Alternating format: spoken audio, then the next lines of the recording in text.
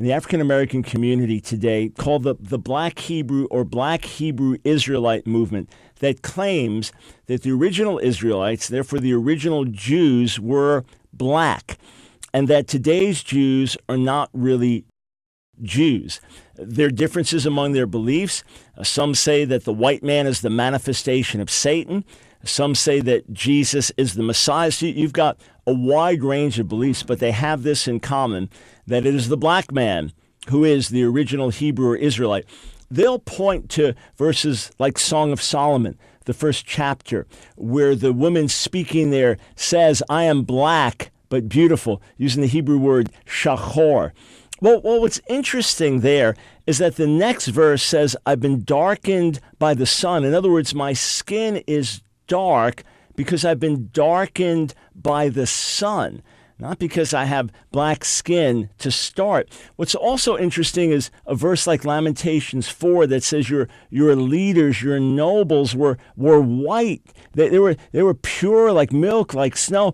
And it doesn't seem to be speaking about just their inside character being pure, because later in the verse it says that they're ruddy. It'd be like red-haired, reddish skin, ruddy. Again, that doesn't speak naturally of someone that would be an African. And let's also remember that when Moses married an Ethiopian woman, according to Numbers, the 12th chapter, there was controversy in the family over that. Ethiopians were black. Ethiopians, a Cushite in Hebrew, they were black. As for everything we know about Moses and his ancestors, they go back not to Africa, they go back to Mesopotamia. The Babylonians, the Assyrians, these are Middle Eastern people like the Iraqi people today. Their skin would be darker than mine as a Caucasian, but lighter than the skin of a black man. As Billy Graham once said as he was speaking to a black crowd, he said to them, Jesus was lighter than you and darker than me. Oh, there was certainly some black blood in Israelite history. No question about that. I don't dispute that. But were the Israelites as a whole black? Certainly not. They were Middle Eastern. And that's also clear from what we call the iconography. When you look at the places from whence Israel came in its earliest origins, Abraham, Isaac, and Jacob, the patriarchs, when you look at inscriptions and things from their old homelands, you see that the peoples there are Middle Eastern. I want to give all the praises and the honor to Yahweh, Bahashem, Yahweh Shah, Bahashem, Rucha HaKwadash. And double honors to the apostles and the elders of Great Millstone. Shalom to the elect. Labaquayim, peace to the elect. And I want to go into this guy here. He looks, I believe this is the guy that did the interview with Harry Rosenberg, formerly the guy that goes around debating Israelites and has admitted that a lot of the Jews are so-called black, but he's sticking up for his nationality. Okay, so it was quite a few points that this guy made. So we got to go back to the basics again. These magical theorist, Christian theorist, or whatever he is, he's trying to throw a spin on everything. Now he's admitting that the Jews were white, that the one you call Jesus is not white, but now he's Arab. Oh man, can you believe these guys, man? Now the truth is out, and there's no denying it. Now he's an Arab. Now the Jews was Arabic. Okay, and to be honest, where do you think we came from? Okay, the so-called Middle East. And secondly, the word Arab means mixture. Those are mixtures of people. Those are Ottoman Turks, Edomites, some are Jakes. You got a whole mixture of people over there in the so-called Middle East, Iraq and Kuwait, But mainly they're Ishmaelites or Elamites. You got a whole host of people mixed up over there. The original Egyptians are not even there in Egypt. So this guy hasn't done his homework or his studies or the ancient people of Israel or the ancient Israelites or other people, as a matter of fact. Okay? There's quite a few things he said. He went into Moses, who married the Ethiopian. He's thinking that, well, since the Ethiopian was black, this is what they say now, and they portrayed the Jews as being so-called white, that you'll rewind back in your mind and believe that Moses was a so-called white man. When the scriptures never said, it was never really about black and white, except white was a curse. So the scriptures mention different times of what black meant or what white meant, and I'll get to that in a second. But the reason why I didn't mention it, let's go to the book of Numbers, okay? Let's go to the book of Numbers, because he says the Ethiopians was black, which meant that Moses had to be white. Look, man, it wasn't about, it was about nationalities. Just because you're the same race, the same color, don't make you the same people. Don't believe us? Go to the people at 7-Eleven and call them a so-called Negro and watch how mad they get at you. Call them some other nationality. Okay? Let's get to the point. It says, and Miriam and Aaron spake against Moses because the Ethiopian woman who he had married, for he had married an Ethiopian woman. Okay? Let's go to verse 9. Okay? And I'm just entertaining a thought. He's thinking this is an Ethiopian, another nation of a woman. Well, when you look at it, and you're dealing with the same so-called skin complexion. And I'll read it. Okay? And the anger of the Lord was kindled against them, and he departed.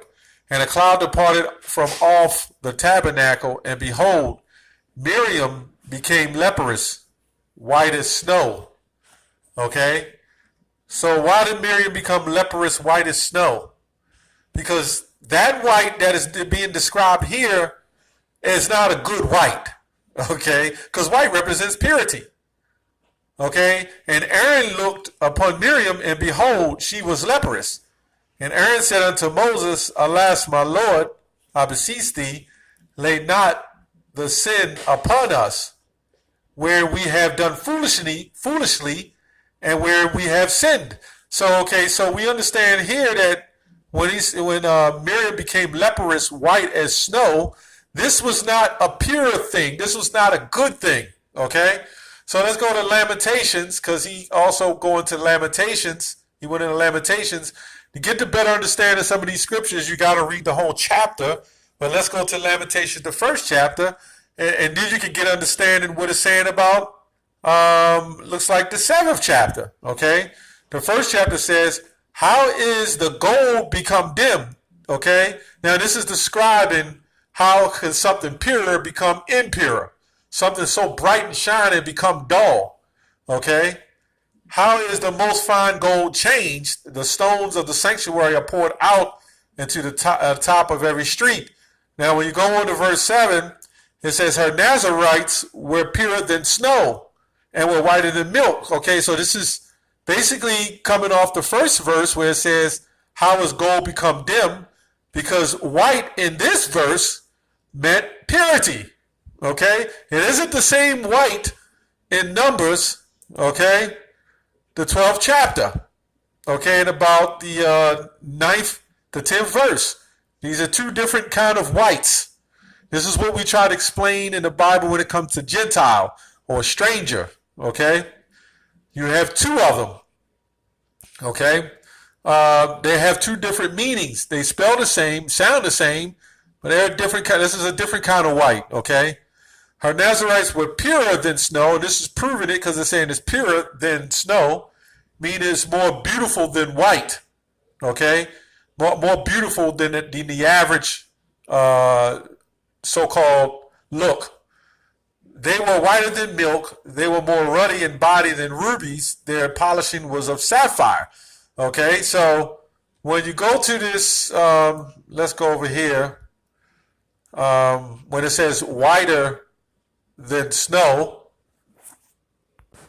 it goes here to say her Nazarites were purer than snow. So that's H7950. Okay, it looks like Shaleg. Okay, H7950. Let's see what it says. It actually says snow. So now this is not actual snow. It's just saying purer than snow. It's describing. Okay, let's go to whiter. He tries to go into, okay, it says right here, whiter, to be dazzling, to be a glow. Okay, so why does it says to be a dazzling? This is not representing the actual color. Okay, so here we understand, it's interesting, because this guy likes to say interesting. It's interesting to see that in Lamentations, the 4th chapter, the whiter than snow is talking about someone's inward appearance, and glowing showing on the outer appearance as not as of a skin color, but as of a countenance, so to speak. Okay? And then it goes on to speak of him being more ruddy than rubies, which we look it up. It goes to Adam. But when you really look at, even when you're dealing with, you have to understand it's not so much a black and white thing, it's a nationality thing, okay? A light-skinned person that's ruddy, okay, that signs his name on the application, never calls himself, hey, I'm red. They'll say, on your applications, if you're filling out your nationality, it'll say black or African American. That's what it says. So if you are Blake Griffin, you're more likely going to put down what your father is, which was a so-called African American. Okay, if you follow what I'm saying. Now, when you go to Song of Solomon, this guy, let me read it. It says, I am black but comely, O ye daughters of Jerusalem. And the daughters is not always talking about some little girls, okay? Like the tents of Kedar, okay? Like the tents of, let me go on. O ye daughters of Jerusalem, as the tents of Kedar, as the curtains of Solomon. Now, it's interesting, because this guy liked to use this word. It's interesting. The scripture says, I am black, but comely, which means beautiful. Okay, so when you keep reading on, he says, it says that because of the suffering. Okay, and I've never seen an Edomite who is actually red turn black. I haven't seen it. So when it says black and beautiful, this is not a bad thing. But when you keep reading, let's go on. This is why would somebody say, "Hey, I'm black and beautiful"? You remember back years ago, they used to have that term, "I'm black and I'm proud." You know, it says, "Look not upon me because I am black, because the sun have looked upon me." Okay, so that's basically because you're black is not a so-called bad thing, but this is what these people are trying to make it. This is the racism in these magical theorists. Okay, this is racism at its best or at its worst. Okay, because they tend to think black is, remember, when you look at the word black, it's already been put in your mind, okay? It's already been implanted, embedded in you that black is a bad thing. Don't believe me? Look at a so-called black child and a so-called light-skinned or white child, okay? Or let's say light-skinned, okay? They're always going to look at the light-skinned one as a more better than the dark-skinned one. This is the racism and the sickness of these Edomites, okay?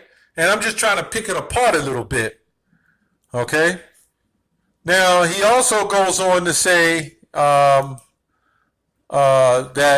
there's no way that, like I said before, there's no way that the Israelites and Yahushua could be black. They must be Arab. And I hear our own people say that madness. He was either red or he was green. He damn sure wasn't red. He wasn't no Edomite, okay? And he damn sure wasn't green, okay?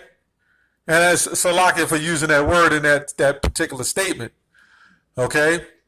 The Yahushua was not green and he was not red. And then you have some people say he's all colors. But when you read Revelation 1 and 14, he says something different. His feet as of the fine brass, as if they burned in a furnace. Okay? Look, you can't associate with these scriptures. You got to know when it's black and when it's white. Okay? All right. So these heathen is trying to make it seem like Miriam. He didn't even go into Miriam turning white, but he's trying to make it seem like the Jews. When you was under some type of these Edomites, when they was under some type of stress, that they all of a sudden turned black. And then when you look at it today, these Edomites, they don't even claim black. They're jealous of the so-called blackness, but they hate black. So why now in the scriptures they're trying to portray the Jews to be white but turn black? No, they don't even like black. These are the same people that made fun of us, man, and our complexion. Now, a lot of you Edomites, some of you do have skin complexion now, okay? Let's don't get that twisted, okay? This guy, again, he's just using a magical cover-up, okay? As I said, they would rather give the Arabs the color of the Jews, okay, and of Yahushua, the people that these heathens hate. These Edomites hate the so-called Arabs. These people that they claim are terrorists and blowing up everything. But they'll rather give the Messiah, okay, and the Jews, our people, the complexion or the heritage looking of them. So how much more did these devils really hate us? That they will give the so-called Arabs the complexion of the Mashiach, okay, and which means Yahweh and his son Yahushua. And all the Jews, they was all Arabs. Get the hell out of here, man.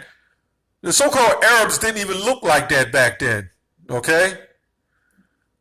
Get out of here, man. This is the sickness and the slickness and the racism of these people, man. They have a lot of racism towards us, man, okay? This is pure magic, okay?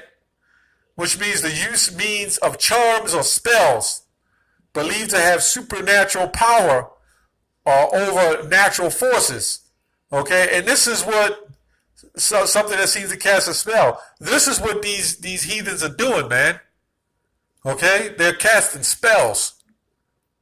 You got all these heathens. They come in with all these theories. Now the truth is out. Now, okay, now he's not white. We admit that, but guess what? He's Arab now, and you don't even like the Arabs, but you hate us so much more than you hate the Arabs, because the Arabs has been a threat to your so-called national defense, so to speak. It's been a threat to the national security, so to speak. But you'll give them the heritage of Yahweh. Get the hell out of here, man. I just wanted to expose the wickedness and the slick talkness of these heathens, man, and what they do, these Edomites. That's all I have on that. Shalom.